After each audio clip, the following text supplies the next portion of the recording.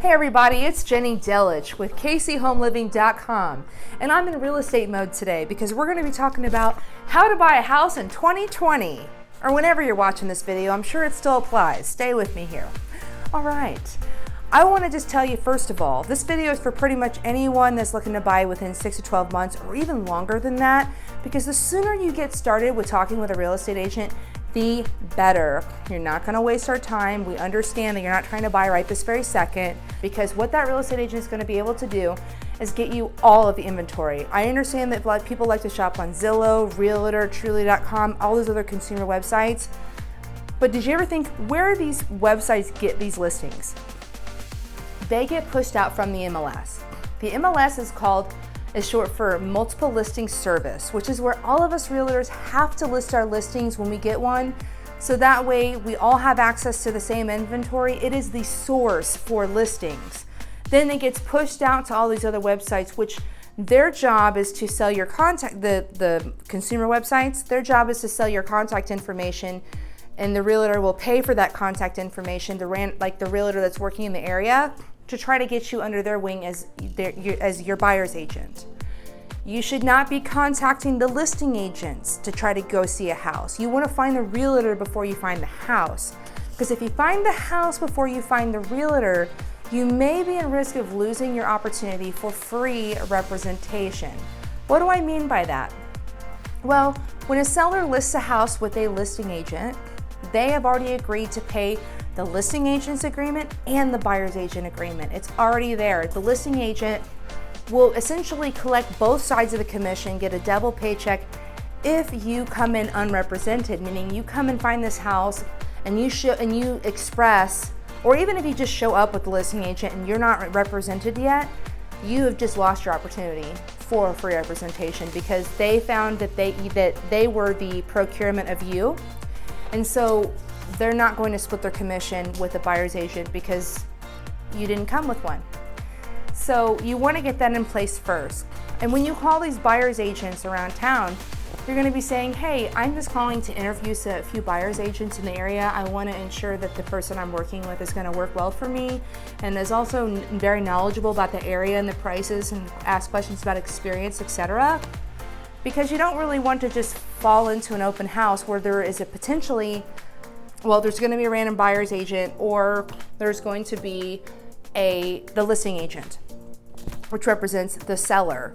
And you don't want to be signing in an open house sheet without a buyer's agent at the open house, because that's another situation that you've just lost your opportunity for free representation. Otherwise, you'd have to pay for it yourself. So the realtor is going to have access to the MLS, which they're going to be able to set up a search for you. So that way you get the first emails indicating to you that this listing that meets your search criteria hit the market.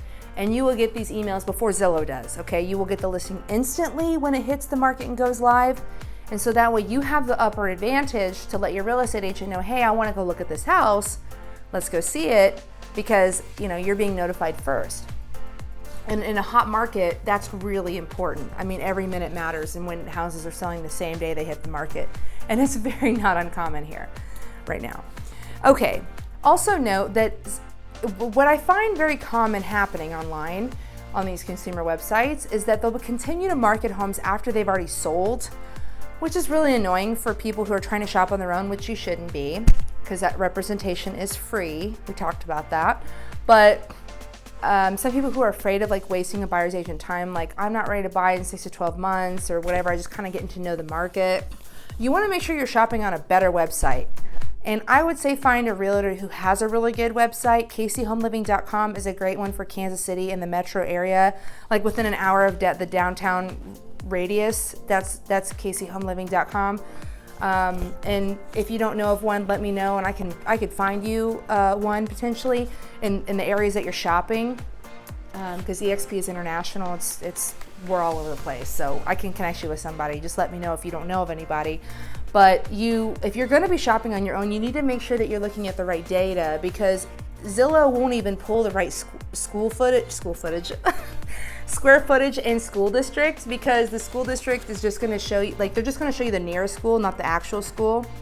The only reason why I know this is because I called Zillow on one of my listings and I said, hey, This isn't Oak Park, or this is not Winnetonka, this is Oak Park. And they said, which makes a big difference on the price, mind you. And they said, oh, we can't change it.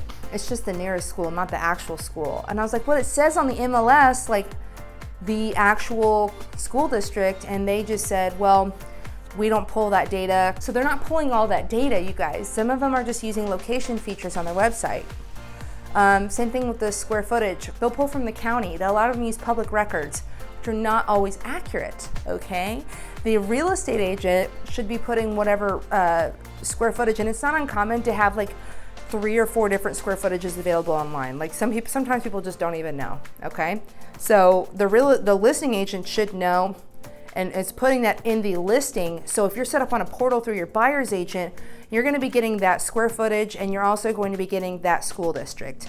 And once it goes under contract, which we note that in the MLS, like pending or show for backups, which means it's under contract, but you're welcome to come see the house just in case this contract doesn't fall through. It literally means the same thing as pending, okay? Show for backups does. So, because it takes about 30 days to close. Once you actually do find the house, if it's FHA, sometimes 45 days. And if some banks fall more behind than others, so some banks take a little bit longer to close on a deal than others. So this is also another reason why you need to get your bank lined up as soon as possible, which your real estate agent should know and have some recommendations for some local lenders. Please don't walk into the bank that you bank with and just think that's your best option, because it's absolutely may not be. I mean, that's just by happenstance, right? But there's certain mortgage professionals that are very used to work. That's all they do. They're mortgage brokers, and that's all they do. Loan officers, they are constantly pre-approving people. And I would be weary of any kind of short, quick questionnaire online to generate you a pre-approval letter. Not good. And a good listing agent, if they were to see that offer come through with that kind of pre-approval letter from like some online deal, the first question that listing agent is going to wonder and call up the buyer's agent and say, hey, how far are they along on their pre-approval process? Because a lot of times they're not asking for a lot of pertinent information that could be later revealed and totally disqualify you for that loan, even though you've already paid maybe $800 on inspections and $500 on an appraisal, and now you can't even close on the loan. That's not where you want to be.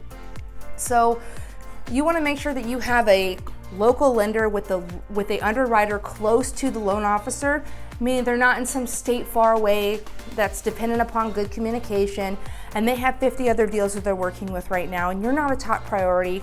So the buyer's agent's getting frustrated because they're not getting the answers fast enough that they need. Meanwhile, the listing agent's getting frustrated because they're not getting the information from the buyer. It's a trickle-down effect, you see? And what you really want to have is quick answers. Like, oh, we have a loan condition. Now you need to go grab this document in order for you to do this and that to get you approved for this loan. And we want to know what exactly those things are and if we're good to go after you've done that step right away. It's a very stressful time when that happens. So that's why I only work with very specific lenders now. After my experience with working with some big banks, like, I'm sorry, but I do not recommend Wells Fargo and Bank of America and some of these other big banks, because they have a really hard time closing on time because they're doing so many deals. And the listing agent who's going to receive your offer with your pre-approval letter from a big bank like that is it's been not uncommon for the listing agent to demand that in order for this offer to be accepted, you have to use my lender, because we've been through that many situations where deals fall apart because of the lending process. But we want to make sure that our ducks are lined up ahead of time. That's why I say the sooner the better you contact that lender, because your pre-approval letter that you're going to get, which means, hey, I got my pre-approval letter, I'm ready to go shopping. That means that you can go with your buyer's agent to go shopping for homes now privately, because if you stumble upon the right one, you can actually make an offer because you have your pre-approval letter. That pre-approval letter is good for about 6 months. So, and it can always be renewed. So that's why I say the earlier the better, okay? I couldn't say that enough. I probably said that about 16 times. That's okay. All right. Now we're going to talk about down payment. Down payment is generally going to be about 3.5% to 5%. Now, there is such a thing as 0% down, which is a 3.5% and the 0% down are going to be government type of loans. where they're going to be a little more lenient on credit scores, and they're also going to be, a lot of them can go down to 580, and they're also going to have, and sometimes maybe even lower, just depends. Also, they can use the debt to income ratio a little bit more leniently, which means that you can have a little more debt and still qualify for the house. You're gonna generally have a little bit more in closing costs for those special types of loans, but maybe, only $1,000 or $2,000 more. It's not gonna be like that much in closing cost difference. And speaking of closing costs, your closing costs, it's not uncommon for them to be $5,000 and up, okay? $4,000, $5,000, $6,000 on a first-time home buyer. So what I want you to know is that it's not uncommon, and I've done this a lot of times, is I will have the seller pay for your closing costs if you're not able to pay for them yourself, okay? This does hurt your negotiation a little bit. Any more that you ask the seller, it hurts your negotiation. If you're not asking for much, but just a deep discount on price, and not asking for any closing costs, not asking for a 45, 60-day close, you're not asking for other things, and you're just asking for a deep discount, then that's one thing. But if you're gonna ask for closing costs and a discount and a home warranty, and you need them to wait 45 days for you to close on the loan because you're doing FHA, you might need to be a little more nice on price, okay? Because only if you're competing with other buyers, okay? So this is gonna depend a lot on the time, even though I will say it's January right now in 2020. November and December, I was still seeing bidding wars, okay? So bidding wars can happen any time. We've had a lower inventory for almost a decade now. Once you've expressed your interest on a house, you're gonna tell your buyer's agent that, and the first thing they're gonna do is pull comps for you. They're gonna show you everything that's sold in the last 6 months in that area and that similar like said house. And then you're gonna be able to know whether or not you're gonna be overpaying on the property at the price that they're asking, or get an idea of what is the appropriate price for this house. And can we go a little bit lower than that? Depends. Are there other buyers in this situation? The buyer's agent is gonna also call the listing agent and find out if there's other competing offers. And if there are, there's a plethora of ways to handle the situation. And there is not just one fits all. It depends on where the house is, what it looks like, how updated it is. And what I mean by that is if you are an FHA buyer and you are buying a house with a lot of wood rot and handrail, missing handrails, various other safety issues or hazardous issues, then that seller should know from their listing agent that if they're gonna accept an FHA buyer, that there's probably, or VA, that there's gonna be contingencies, and they might not even agree to even sell it to an FHA buyer at all. They're saying, we know there's gonna be a lot of issues, we don't wanna address them, we're only selling them to conventional cash buyers, which takes you right off the list. But that's unfortunate when they do that, because they're losing about 72% of the buying population who are buying with FHA loans. Okay, so don't feel bad. There's a lot of ways you can handle this. Your buyer's agent should be the point of resource on that, of how to handle that. Great. The next thing we're going to talk about is credit. Now, you should have at least a 580 credit score generally. If you can go over 740, then you're going to be having a lot of banks competing for your business and giving you maybe things like lender credits on closing costs and great, fantastic rates. I hear the rates are going to go down again this year. This is an election year, so whatever that tells you. We want to keep everybody happy in the election year, don't we? So take advantage of it. If you're wanting to buy this year, rates are going to go down, and that's going to be fantastic for you, right? If you're going to put less than 20% down on your mortgage, which is going to be most of you, and I mean the most of you, because who does that on a first-time home? Not very many at all, at all. If you can't afford it though, you will avoid what's called PMI. So be prepared to have PMI on your mortgage, which is private mortgage insurance, which is basically the bank's foreclosure insurance, because you are at a higher rate statistically to foreclose on that loan if you're not putting down 20%, which could be around $75 to $100,000. So that's about $150 for a $200,000 house. But it can vary a lot on your credit, so ask your lender, what are my closing costs gonna be like? What is my monthly payment going to be like on this price range that I'm looking in? If you don't know what price range that is, talk to a realtor about what you want and what areas you want and what price you're going to be expected to pay on that house.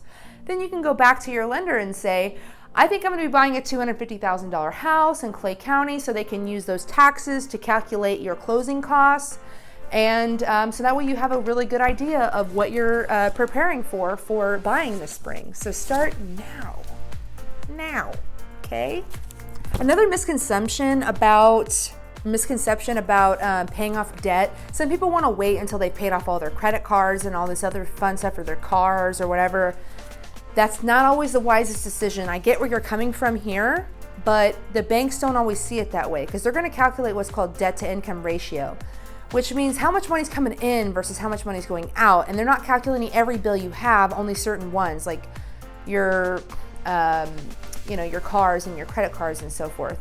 But your credit card's working for your credit, generally speaking. Unless you have a maxed out credit card, then you want to get that balance to about 50% and then ride on that for a few months while your credit score can build up some momentum. Because a credit card with too much available credit or not enough available credit is equally as bad, because either the bank is feeling vulnerable that you have too much available credit that you can go max it out tomorrow, or you have not enough and you've abused this credit card and you've used all that it's available and then you're constantly over your credit limit. Both of those are bad situations. So you want that perfect middle balance situation.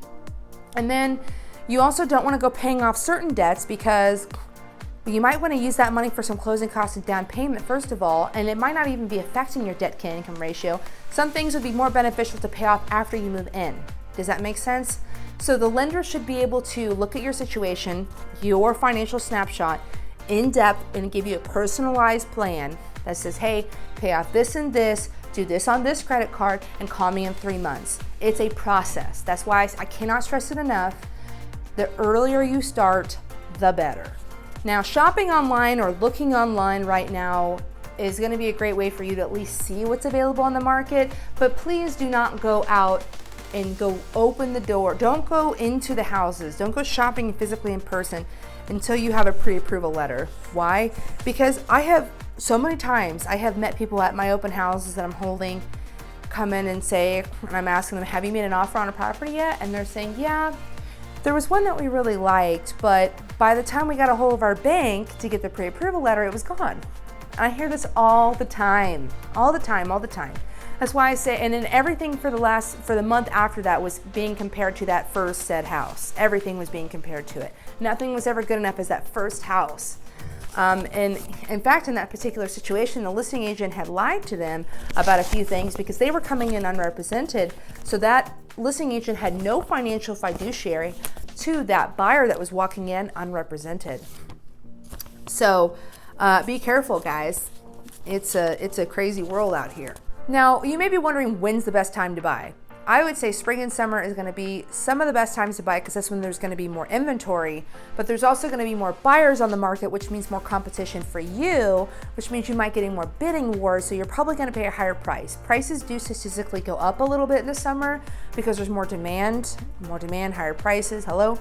And in the wintertime, that's where you can really snag some deals. Okay, so it's not a bad time to shop. You need to identify your deal breakers because some things like you need 2-car garage, you need 2 showers, you don't need a fenced yard unless you're never gonna have enough money to fence it. Or if you have a dog and you're gonna move in right away, you need a fenced yard, but if you have the money to do it right away, don't remove 25% of the inventory just because they don't have a fence, you can always build a fence. So let's be strategic on your deal breakers, so that way you don't miss out on anything, okay? And on the MLS, there's also gonna be access to the seller's disclosures, which over here, it's a 9-page document. It might be called something else where you're from, but it's basically the disclosure paperwork that the seller fills out prior to listing. And what it is it tells you everything that's wrong with the property, what's staying, the 2 things that always are not known whether they're staying are like the fridge and the washer and dryer. Also, how old's the roof? How old's the HVAC? Are there foundation issues? And while we're on the topic of foundation issues, I will say, in my experience, it is very uncommon to find a basement without a crack in it, okay? There are lots of cracks in lots of basements. And if you're watching from California or Arizona, you're like, what, basements? We have basements here, okay? It's different everywhere you are, but when we talk about foundations, the earth is always moving. It's always expanding and contracting. And when we get water, we have very variant weather here, and we have very callaceous soil here. Some areas in Kansas City are more rocky soil. Like if you go in Platte County, you're gonna have higher elevation, so you're gonna see more healthier foundations generally over there. The prices of homes are a little more expensive over there too. If you go over to Clay County or some parts of Jackson County and where there's some heavy river flows in Johnson County, you'll see some more of that callaceous soil, where you will have, you'll see a lot more foundation stuff, like a lot more cracks. The thing that you want to be aware of is, has it been addressed? Do we have an active leak in the basement? If we don't, then just you need to keep an eye on it, but you need to also have a structural engineer or I actually use an inspector who's also a structural engineer as well. So it's really helpful for my buyers to be able to have that perspective from a structural engineer's perspective while they're inspecting the home. Because if you want to hire a structural engineer to do a full in-depth structural report, it's going to cost you maybe $250 to $350. But you may be asking these questions like, hey, can we blow out this wall? Is it load bearing?